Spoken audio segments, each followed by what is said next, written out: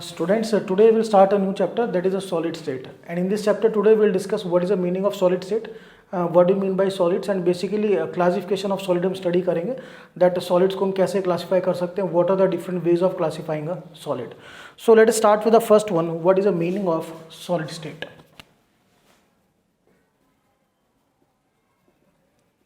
So students, all of you know that matter will have the three states, solid, liquid and gas, out of which solid state is a state in which there is maximum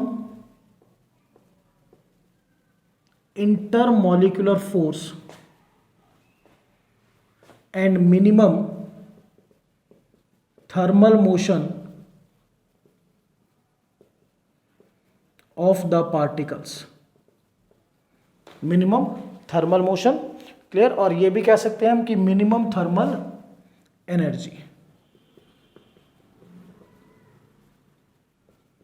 So let us understand the meaning of this. What is the meaning of this term? Maximum intermolecular force का meaning क्या होता है कि particles में जो है strong intermolecular forces हैं. We can also write it strong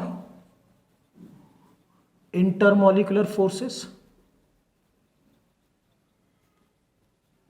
reason is well clear, because there is less distance between the particles. Particles के बीच में जो डिस्टेंस है that is said to be the intermolecular distance. वो distance बहुत कम है. Due to less intermolecular distance अगर पार्टिकल क्लोज होंगे तो उनमें फोर्सेस क्या होंगी, बहुत ज़्यादा होंगी. दे विल हैव द मैक्सिमम और स्ट्रॉन्ग इंटरमोलिकुलर फोर्सेस. और सेकेंडली अगर पार्टिकल में फोर्सेस ज़्यादा होंगी तो उनमें जो थर्मल मोशन होता है, जब आप टेम्परेचर इंक्रीज करते हो then the particle will gain the kinetic energy और वो एक मोशन शो करते हैं. They will move with velocity v. तो क्योंकि फोर्स बहुत ज़्यादा है तो थर्मल मोशन और थर्मल एनर्जी क्या होगी, बहुत कम होगी.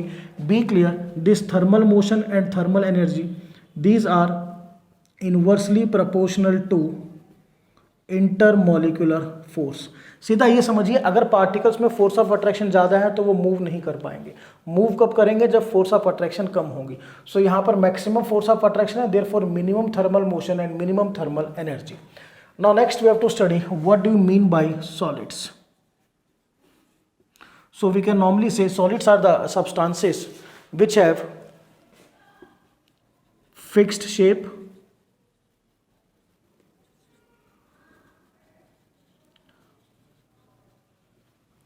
fixed volume and particles have only vibratory motion. चलिए वन बाय वन स्टडी करते हैं. अब suppose this is any solid and these are the particles of solid. तो सॉलिड के पार्टिकल्स में सबसे पहला पॉइंट क्या है, there is less intermolecular space. Intermolecular space बहुत कम है. Clear to all of you. Secondly the position of particles जो हैं वो क्या है बेटा, फिक्स्ड. पार्टिकल्स की पोजीशन फिक्स है. उसका रीजन आप कह सकते हो due to strong intermolecular force. तो अगर पार्टिकल की पोजीशन फिक्स है तो शेप भी क्या होगी, उनकी फिक्स शेप होगी. वॉल्यूम भी क्या होगी, फिक्स. बिकॉज वॉल्यूम कब बढ़ती है, जब पार्टिकल फ्रीली मूव कर सकते हैं, they are able to move freely. दूर जाएंगे तो वॉल्यूम इंक्रीज करेगी. व्हेन दे मूव कम, you can say closer to each other, तो वॉल्यूम कम होगी. बट यहाँ स्ट्रॉन्ग इंटरमोलिकुलर फोर्स की वजह से पार्टिकल्स का जो पोजीशन है वो फिक्स है. फिक्स पोजीशन की वजह से they will have the fix shape, fix volume. Now what is vibratory motion. ये जो सॉलिड के पार्टिकल्स हैं ये सिर्फ अपनी प्लेस पर ऐसे वाइब्रेट कर सकते हैं. Vibrate on their own places like that, just like.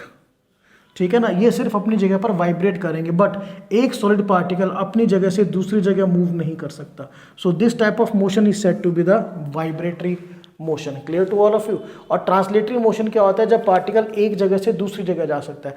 यहाँ पर स्पेस ही नहीं है मूवमेंट के लिए, तो ये पार्टिकल सिर्फ अपनी जगह पर वाइब्रेट करेगा, ये कहीं दूसरी जगह मूव नहीं कर सकता.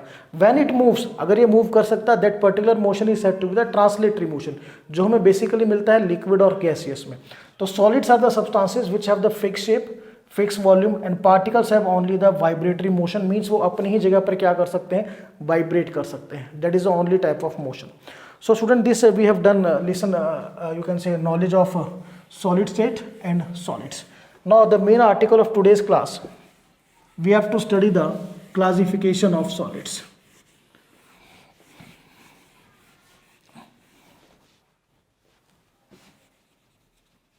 So first classification of solid I have already written. It is on the basis of arrangement of particles. आपके सॉलिड में जो पार्टिकल्स हैं वो कैसे अरेंज हैं, ऑन दैट बेसिस हम इसको स्टडी करेंगे. So there are two types of solid on the basis of arrangement of particles. Number one, crystalline solids. These are also said to be the true solids. Second are amorphous solids.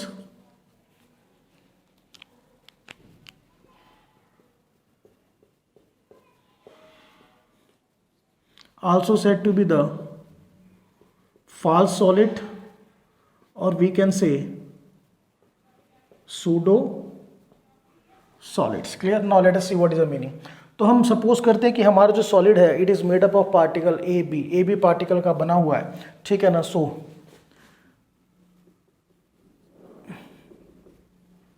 C this arrangement.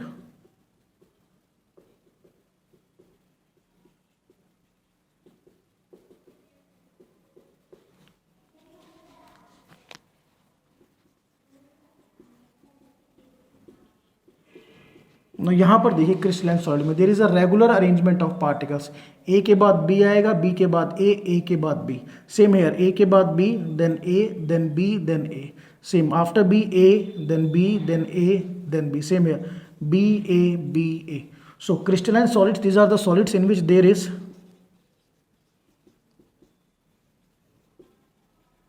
Regular arrangement of particles. Particles का regular arrangement है. Clear to all of you. और बात करें amorphous की, just see the diagram. एक बार diagram देखते हैं पहले.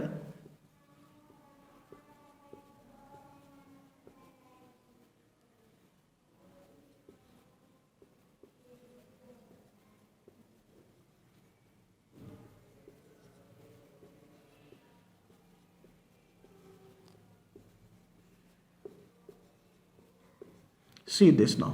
अब यहाँ पर हमारा कोई रेगुलर अरेंजमेंट नहीं है. देखिए after A there is B, then B के बाद बी आ गया, देन ए आ गया, ए के बाद बी के बाद A, then again there is an A.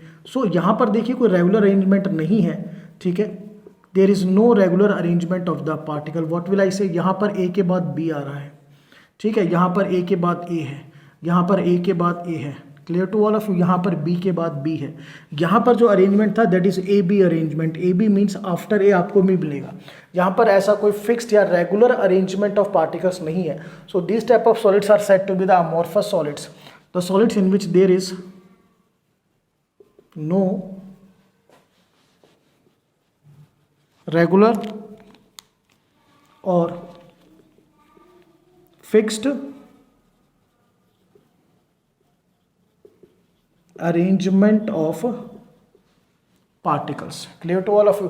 Now as far as example is concerned, पहले एग्जाम्पल को स्टडी करेंगे. कौन कौन से एग्जाम्पल आते हैं अमॉर्फस में.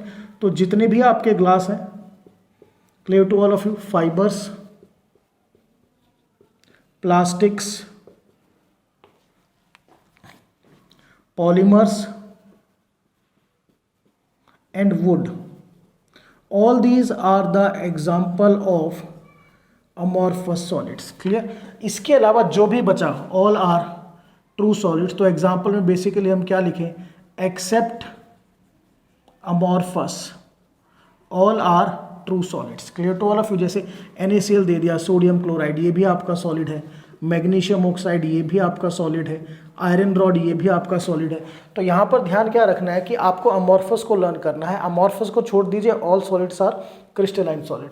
तो अमॉर्फस में जितने भी ग्लास आपके आते हैं, जितने भी फाइबर्स हैं, प्लास्टिक्स हैं, पॉलीमर्स हैं and wood, these are the example of amorphous solids. So this we have done little one the you can say meaning of crystalline solids and amorphous solid. Now we have to study the characteristics of crystalline and amorphous solids.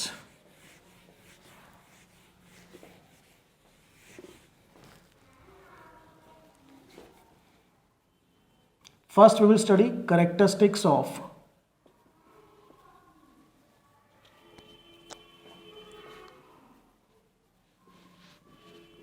crystalline solids.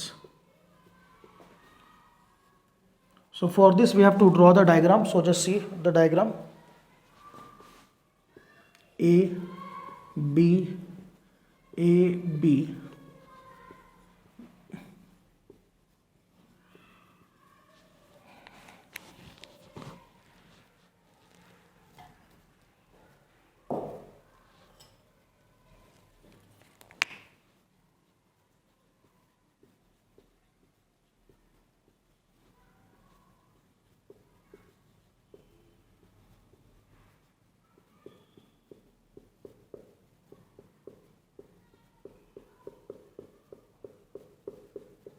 So this is now, अब इसमें देखिए सबसे पहली चीज there is regular arrangement, ए के बाद B है, B के बाद ए और ए के बाद B. Clear to all of you?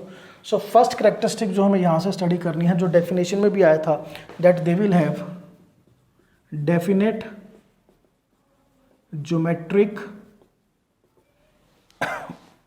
Shape. Definite geometric shape क्यों है? Due to a regular arrangement of particle. Particle का अरेंजमेंट रेगुलर है तो शेप भी क्या होगी? एक पर्टिकुलर ज्योमेट्रिक डेफिनेट शेप होगी। पॉइंट नंबर 2 अगर हम कंसीडर करें, they possess long range order. What is the meaning of long range order? देखिए ऑर्डर का मतलब होता है यहां अरेंजमेंट से। Clear to all of you? Order means arrangement of particle से है बेटा इसमें। सो आप ये देखिए, हम अरेंजमेंट ऑफ पार्टिकल हमारा ए बी अरेंजमेंट है, तो ये जो ए बी अरेंजमेंट है किसी एक पार्ट में नहीं, ये पूरे सॉलिड में फैला हुआ है, that is said to be the long range order. तो लॉन्ग रेंज ऑर्डर का मीनिंग क्या है? Basically what will I say, that is the arrangement of particle, और बेसिकली वर्ड अगर हम लिखें, द रेगुलर अरेंजमेंट। और अरेंजमेंट कौन सा है हमारा? ए बी अरेंजमेंट है, कि ए के बाद बी मिलेगा, बी के बाद ए मिलेगा हमें, is throughout the solid. कहीं पर भी देख लीजिए आपको अरेंजमेंट क्या मिलेगा? ए बी अरेंजमेंट मिलेगा। तो थ्रू आउट सॉलिड जो अरेंजमेंट है वो सेम है, that is said to be the they possess long range order. Now next, they have the sharp melting point. इनका मेल्टिंग पॉइंट क्या होता है क्रिस्टलाइन सॉलिड का? That is a sharp melting point. इसका reason है, अब यहाँ पर ए बी अरेंजमेंट है, तो जो आपकी फोर्सेस हैं वो कौन सी फोर्सेस हैं? A B forces. कहीं पर भी देख लीजिए ए बी फोर्स है, A B, every time the force is A B force. तो हर पॉइंट पर जो फोर्सेस है वो इक्वल है। Be clear? The forces are equal. तो फोर्सेस अगर इक्वल होगी तो अगर आप टेम्परेचर इंक्रीज करोगे तो एक पर्टिकुलर टेम्परेचर पर द फोर्सेस डिक्रीज करेंगी and your solid converts into liquid. Normally क्या होता है, अगर आपकी फोर्सेस अनइक्वल हो तो पहले कौन सा पार्ट की फोर्स डिक्रीज करेगी? जहां पे फोर्स कम है पहले वो वाला पार्ट की फोर्स डिक्रीज होगी, वो वाला पार्ट लिक्विड में कन्वर्ट करेगा। फिर जहां पे फोर्सेस ज़्यादा है वो वाला पार्ट आपका लिक्विड में कन्वर्ट करेगा। बट यहाँ पर हर पॉइंट पर फोर्सेस क्या है? सेम है। तो एक पर्टिकुलर टेम्परेचर पर जो फोर्स होंगी वो सारी एक ही जैसे डिक्रीज करेंगी, और एक पर्टिकुलर टेम्परेचर पर ही वो सॉलिड से किस में कन्वर्ट होगा? लिक्विड में। सो अगर आपसे रीजन पूछे why they will have the sharp melting point, तो बिल्कुल सिंपल सा रीजन है, due to same type of intermolecular forces that you have to remember now. So this is point number 3 we have done. Now the fourth, they possess cleavage property. Now what is the meaning of cleavage property? Simple सा logic है, ये आपका true solid है crystalline, ठीक है ना। अगर आपने कटर की हेल्प से इसको दो पार्ट में कट किया तो कटर ऐसे इसको दो पार्ट में कट करेगा, I will get these two parts, और इन दोनों पार्ट की जो ये इनर सरफेस है, ध्यान करना है, this inner surface, these are plane surfaces. तो अगर आप किसी सॉलिड को दो पार्ट में ब्रेक करते हो और उनकी इनर सरफेस हमें प्लेन मिलती है, this property is said to be the cleavage property. Clear to all of you? So अब इसमें स्टडी करना है कि what is the meaning of cleavage property. पहले वही बताता हूँ। When cutted with cutter we get plane surfaces। अब प्लेन सरफेसेस क्यों है बेटा? अब आप देखिए हर जगह पर आपको जो फोर्सेज हैं वो सेम मिलेगी, तो जो आप कटर यहां से रन करोगे कटर भी स्मूथ चलेगा। क्यों स्मूथ चलेगा? उसे पहले इस पॉइंट को ब्रेक करना है, तो यहां पर भी force, suppose A B force है, उसकी वैल्यू मान के चल लीजिए एक्स है, फिर वो कटर यहां पर आएगा, यहां पर भी फोर्स एक्स है, यहां पर भी फोर्स एक्स, यहां पर भी फोर्स एक्स, तो हर पॉइंट पर फोर्स एक्स है तो कटर स्मूथली चलेगा। जैसे आपने देखा होगा जब हम बटर को, मक्खन को काटते हैं तो हमारे जो नाइफ है बिल्कुल वो स्मूथ चलता है। क्यों चलता है? हर पॉइंट पर फोर्स क्या है? सेम है। सो इसका भी रीजन आपको पता होना चाहिए। क्लीवेज प्रॉपर्टी जो है वो क्रिस्टलाइन सॉलिड में होती है, उसका रीजन भी सेम है, due to same type of intermolecular force, या हम ये भी लिख सकते हैं due to similar arrangement of particles. Particles का जो अरेंजमेंट है वो सिमिलर है, और we can say regular arrangement है, ये रीजन भी दे सकते हो, या आप ये भी दे सकते हो due to same type of intermolecular force. Clear? So this we have done the fourth properties. Now will go to the fifth, but एक बार थोड़ा सम अप करें। इनमें डेफिनेट ज्योमेट्रिक शेप होती है, लॉन्ग रेंज ऑर्डर है, यानी जो रेगुलर अरेंजमेंट है थ्रू आउट द सॉलिड होगा, शार्प मेल्टिंग पॉइंट है क्योंकि हर पॉइंट पर फोर्स सेम है, तो एक पर्टिकुलर टेम्परेचर पर सारा सॉलिड मेल्ट कर जाएगा। They possess the cleavage property, उसका भी रीजन सेम है, हर पॉइंट पर फोर्स सेम है, तो कटर जो है बिल्कुल आपका स्मूथ चलेगा। Now will discuss the fifth property. Just I will make some space.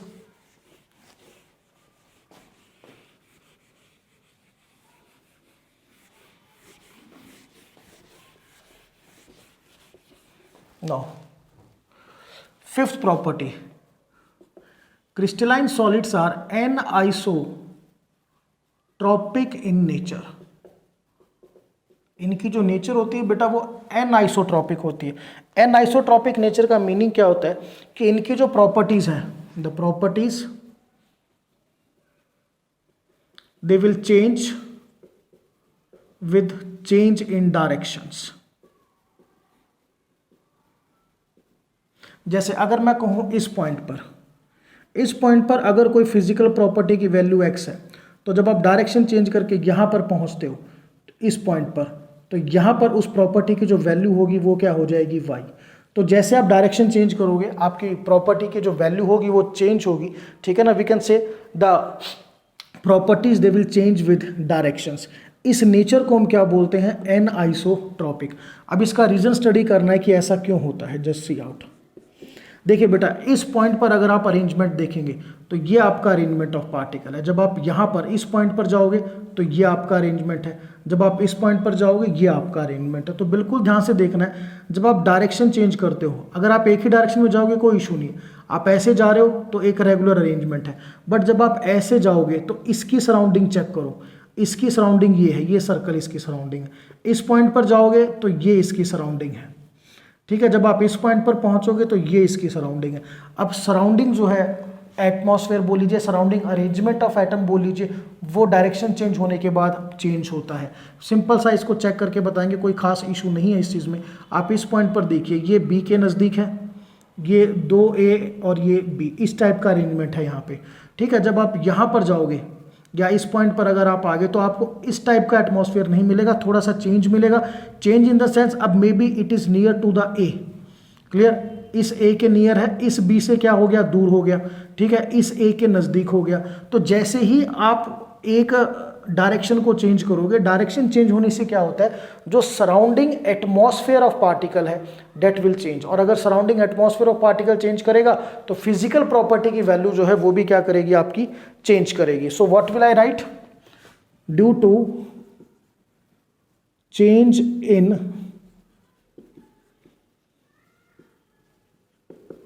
Surrounding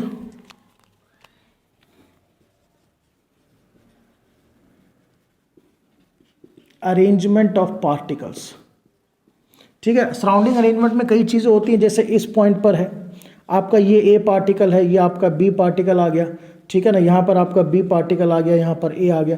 अब इस पॉइंट पर ये बी के नज़दीक है और इन दोनों ए से दूर है, ठीक है, इस बी से भी दूर हो गया, तो it is near to B and far from these three particles. जब आप इसको दूसरे पॉइंट पर थोड़ा सा आपने डायरेक्शन चेंज करके आप यहाँ पहुँचते हो, तो यहाँ जो अरेंजमेंट हमें मिलता है, this arrangement now, this is now, ये अरेंजमेंट मिला सबको। यहाँ पे ए आ गया आपका, यहाँ पे अगेन आई राइट, ये बेटा बी आ गया, ठीक है, यहाँ पर then again you will get A. अब इस पॉइंट को अगर आप कंसिडर करोगे तो अब ये किसके नज़दीक है, ए के नज़दीक हो गया इस पॉइंट पर।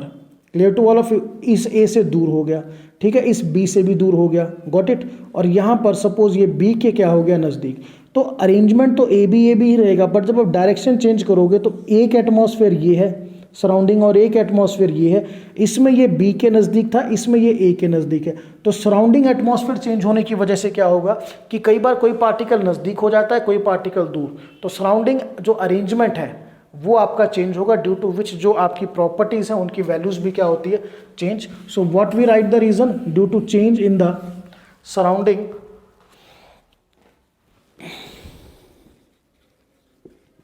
arrangement of particles, or we can say due to change in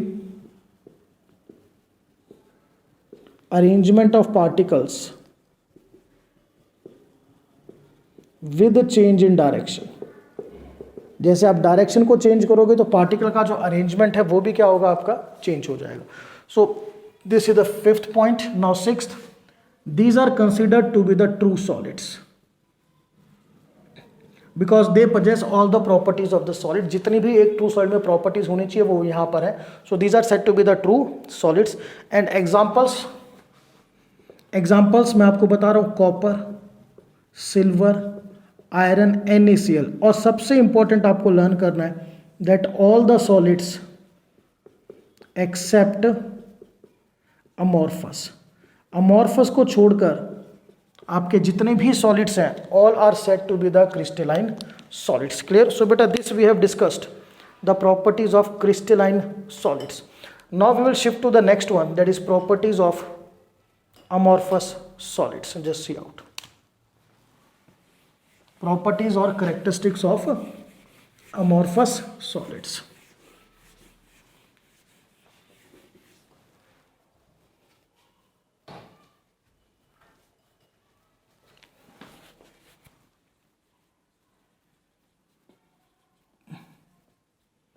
Characteristics of amorphous solids. So उसके लिए सबसे पहले just we have to show a diagrammatic representation. A, B, B, A, B, B, A, A, A, B, B, A, then A, A, B, B. Now see out, students.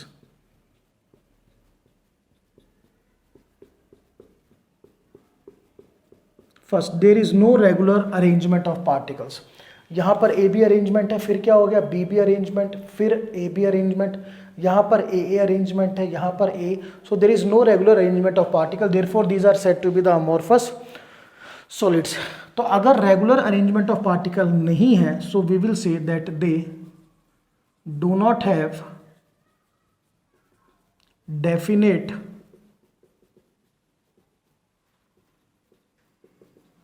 Geometric shape. इनकी कोई definite geometric shape नहीं होगी। ठीक है, point number 2, they possess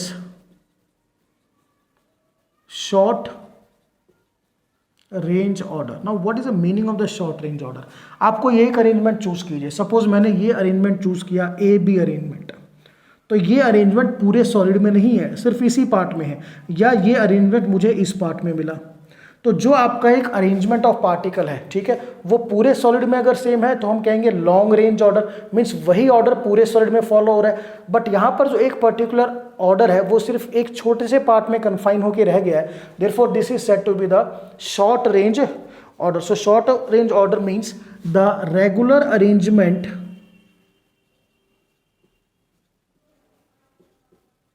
is not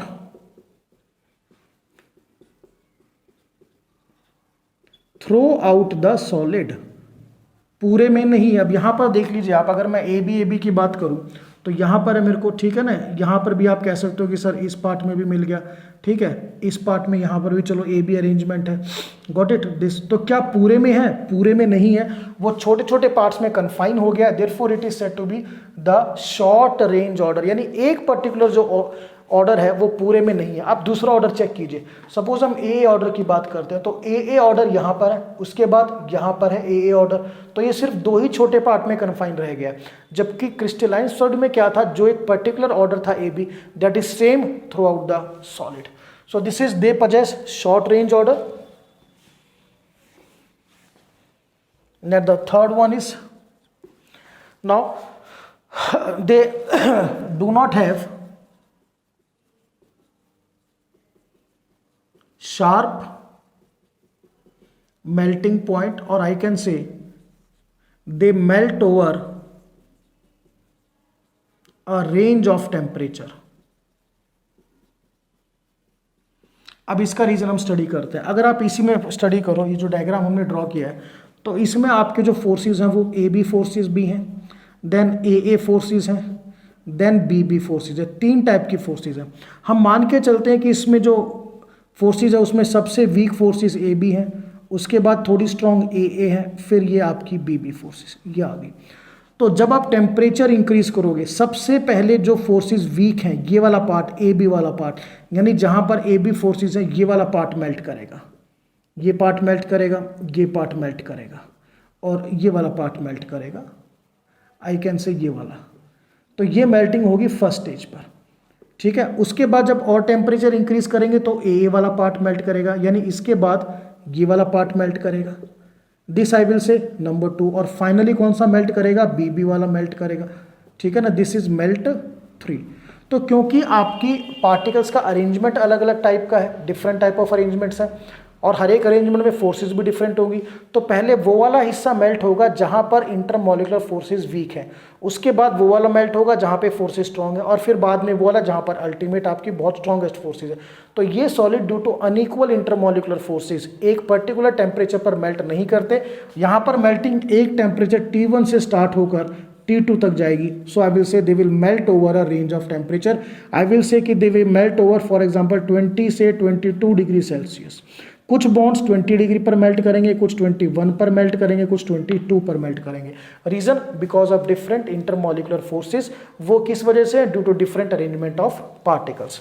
so this we have done. They do not have the sharp melting point और they melt over a range of temperature. After that, point number 4, that is very important, they do not possess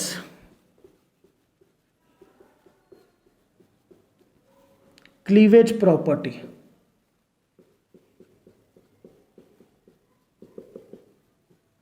इनमें बेटा cleavage property नहीं होती ना। What is the meaning of cleavage property? We have discussed कि अगर हम cutter से cut करें तो जो नई सरफेस बने वो प्लेन होनी चाहिए, बट यहां पर क्या है, when cutted the new surfaces are rough. हमें नई सरफेस रफ मिलेंगी। जैसे ये आपने इस सॉलिड को इस पॉइंट से कटर से कटना शुरू किया, कट करना शुरू किया, you will get these two surfaces, और इनकी जो इनर सरफेस होगी वो आपकी रफ होगी। जबकि क्लीवेज प्रॉपर्टी के अकॉर्डिंग क्या था, सरफेस क्या होनी चाहिए, प्लेन। अब इस पे भी डिस्कस करते हैं। सपोज मुझे कटर इस पॉइंट पे चलाना है, यहां से मैंने कटर को कट करना शुरू किया, तो कटर यहां पे आके कट करेगा, ठीक है। यहां पे आपकी फोर्सेस ए बी है, फिर कौन सी फोर्स आ गई, बी फोर्स। अब ए बी फोर्स आपकी वीक थी, बी फोर्स आपकी स्ट्रांग थी, तो कटर तो अपनी ही स्पीड से चल रहा है। जैसे ही ज्यादा फोर्स आएगी तो कटर एकदम से क्या करेगा, वाइब्रेट करेगा, ठीक है ना। तो ये जो कटर है बिल्कुल प्लेन क्यों नहीं चल पाता, क्योंकि आपकी फोर्सेस जो हो रही हैं चेंज हो रही है। फोर्सेस चेंज होगी तो जहां पर फोर्स वीक होगी वहां पर कटर की स्पीड ऑटोमेटिकली इंक्रीज होगी, वहां पर जल्दी कट करेगा। जहां पर स्ट्रांग आ गई वहां पर कटर क्या करेगा, वाइब्रेट करेगा, ड्यू टू विच हमें जो सरफेस मिलती है वो क्या मिलती है, रफ सरफेस। तो रफ सरफेस का रीजन बिल्कुल क्लियर है, due to what will I write, reason यहां पे लिखते हैं, ड्यू टू पहला रीजन आप दे सकते हो इररेगुलर अरेंजमेंट ऑफ पार्टिकल्स,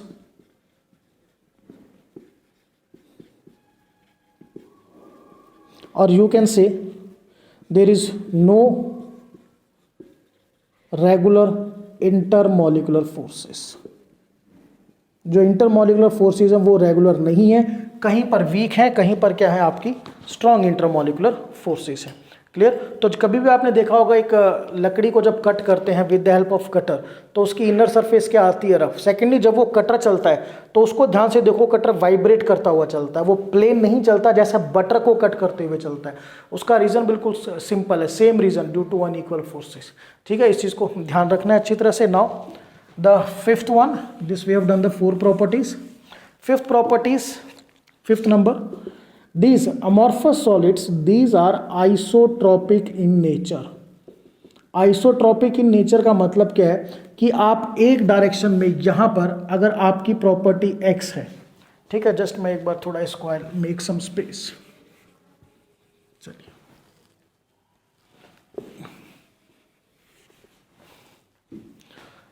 इस पॉइंट पर आपकी प्रॉपर्टी x है, आप डायरेक्शन चेंज करके यहां पहुंच गए, इस पॉइंट पर भी जो प्रॉपर्टी है उसकी वैल्यू क्या रहेगी? x।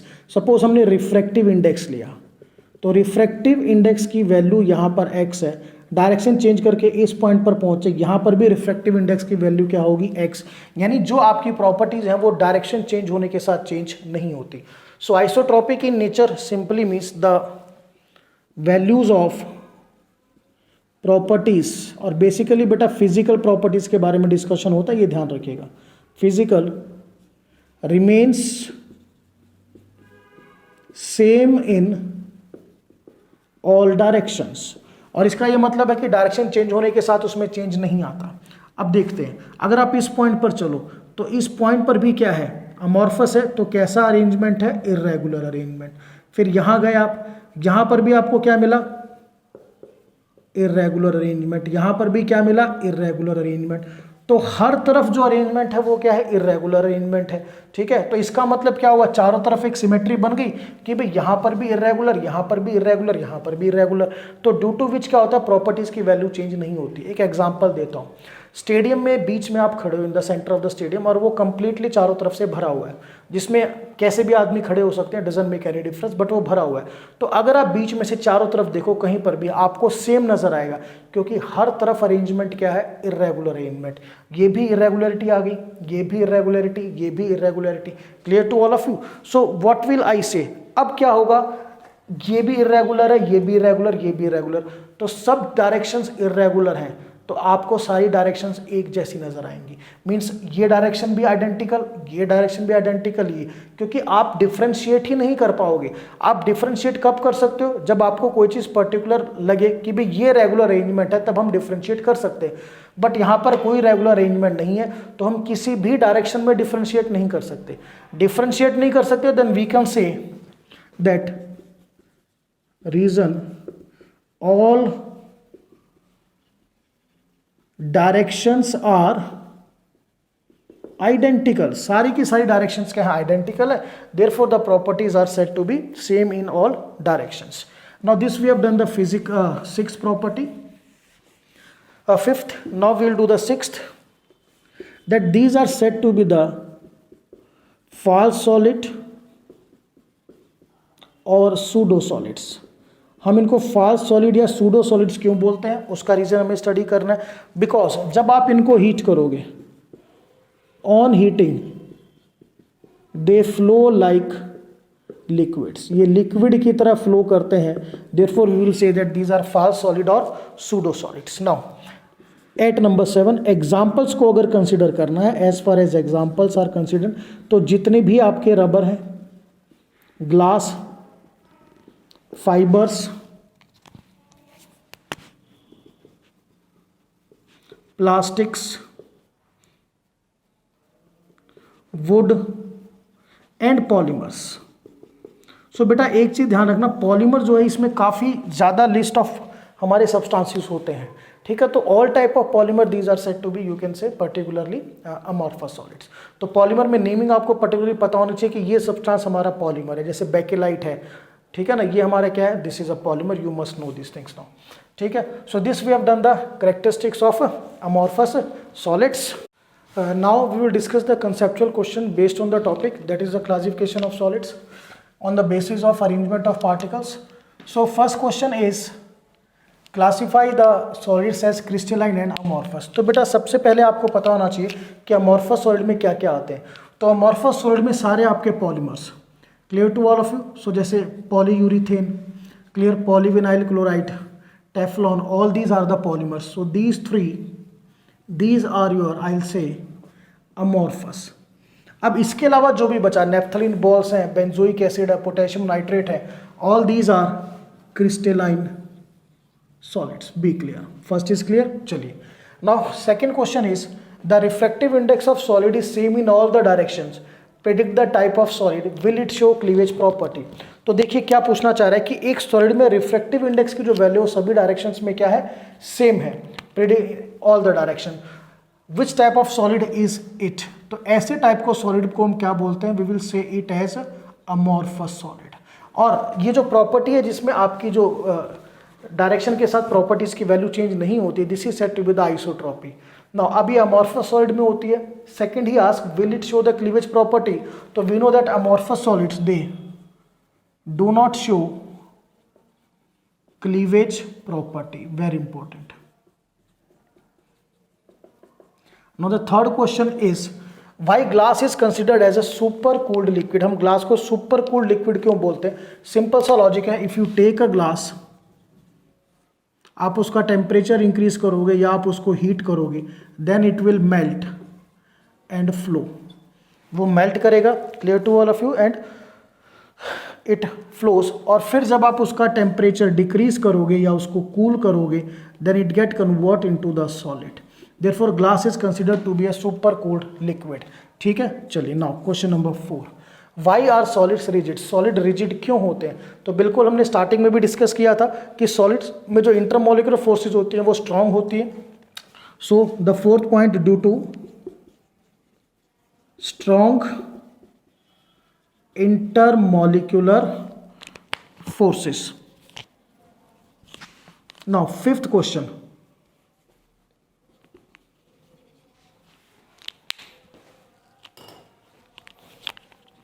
Fifth he says why the solids have definite shape and volume. तो ये भी मैंने कहा डेफिनेट शेप और वॉल्यूम क्यों होता है, क्योंकि सॉलिड में फोर्सेस स्ट्रांग है, ड्यू टू विच जो पार्टिकल्स है उनकी पोजीशन फिक्स है, वो मूव नहीं कर सकते from one place to another. अगर वो मूव कर सकते तो उनकी शेप भी चेंज हो सकती थी और वॉल्यूम भी, बट वो मूव नहीं कर सकते, उनकी पोजीशन फिक्स है. Therefore the solids have the definite shape and volume. Clear to all of you, because the particles they have fixed positions due to strong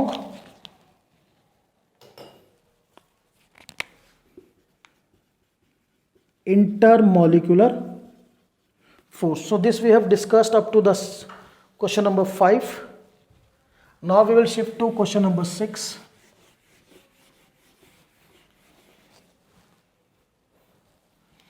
So he says question number 6, why the window glasses become milky after many years. काफ़ी time के बाद जो आपकी window glasses हैं they becomes milky. So milky simple है, जो window glasses है these are made up of glass. So after many years क्या होता है, सिंपली जो ग्लास है it get converted into its crystals. वो अपने क्रिस्टल्स में कन्वर्ट होता है, और due to the formation of crystal, बीच बीच में आपके क्या बनेंगे, क्रिस्टल बनेंगे. तो कैसी अपीयरेंस आती है, मिल्की अपीयरेंस. तो reason for the milky appearance is due to crystallization of glass. जहां जहां से आपके क्रिस्टल बनना शुरू होंगे वहां से आपको क्या नजर आएगा, मिल्कीनेस नजर आएगी. ग्लास जो है वहां से आपको कंप्लीटली ट्रांसपेरेंट नजर नहीं आएगा. So this we have done question number 6. Now question number 7. He says why window glasses become thick at the bottom. Suppose ये एक विंडो ग्लास है, बॉटम में इसकी जो थिकनेस होगी वो काफ़ी ज़्यादा मिलेगी हमें एट दिस पॉइंट. अगर आप 3D में देखेंगे, दिस इज, ये मैंने 3D ड्रॉ किया है एक ग्लास का, just see out, this is a glass I am trying to draw. इसमें ये जो इसका बॉटम है यहाँ पर आकर जैसे जैसे ये नीचे की साइड आएगा, देखिए ये इसकी जो थिकनेस है इस तरह से बढ़ती चली जाएगी। सो यहाँ पर क्या होगा, ये थिन होगा ग्लास, बॉटम में क्या हो जाएगा, ये थिक हो जाएगा। इसका बिल्कुल सिंपल सा लॉजिक है बेटा। डे टाइम में क्या होता है, just see out, day time में टेम्परेचर इंक्रीज होगा, ग्लास हीट करेगा, हीट करने के बाद ग्लास क्या होगा, मेल्ट होगा एंड इट फ्लोज डाउन, नीचे फ्लो करेगा, इस तरह से वो नीचे फ्लो करेगा। Got it. नाइट में क्या होगा, टेम्परेचर डिक्रीज होगा, ग्लास बिकम कूल, ठीक है, और वो दोबारा किस में कन्वर्ट हो जाएगा, सॉलिड में। तो इस पूरे प्रोसेस में डे टाइम में जितना ग्लास मेल्ट हुआ वो थोड़ा थोड़ा नीचे आना शुरू होगा। तो जब वो जो नीचे आ चुका है लिक्विड फॉर्म में, अगर वो पार्ट ठंडा होगा तो वापस ऊपर नहीं जाएगा, वो वहीं पर नीचे रहेगा। तो रीज़न इज़ वेल क्लियर कि नीचे थिकनेस क्यों ज़्यादा होती है, डे टाइम में टेम्परेचर ज़्यादा होने की वजह से कुछ ग्लास मेल्ट करेगा और वो नीचे आ जाएगा। तो धीरे धीरे नीचे ग्लास इकट्ठा होता रहेगा and therefore the bottoms are thick. Clear. Now the question number 8, he says why the amorphous solids melt over a range of temperature। जो अमॉर्फस सॉलिड है वो एक रेंज ऑफ टेम्परेचर में मेल्ट करते हैं भाई T1 से T2 के बीच में। एक उनका फिक्स मेल्टिंग पॉइंट नहीं होता। इसका रीजन मैंने पहले भी डिस्कस किया था, due to unequal forces that you have to remember. Clear. So बेटा this we have discussed, you can say the conceptual based on the topic. Now एक छोटा सा डिस्कशन और करते हैं कि अगर आपको क्रिस्टलाइन और अमॉर्फस सॉलिड में डिफ्रेंशिएट करना हो, differentiate between the crystalline and amorphous solid, that is a not a big small topic है। differentiate, वैसे तो सारी प्रॉपर्टीज हम कर ही चुके हैं, बट डिफ्रेंशिएट करें तो क्रिस्टलाइन सॉलिड में फर्स्ट क्या है, there is regular arrangement of particles. In amorphous what will I write, in amorphous there is irregular arrangement of particles. Point number 2, crystalline solid they possess long range order, whereas amorphous they possess short range order. Crystalline solid they have sharp melting point, amorphous they do not have or do not possess sharp melting point. Point number 4, crystalline solids they possess cleavage property, amorphous solid they do not possess cleavage property.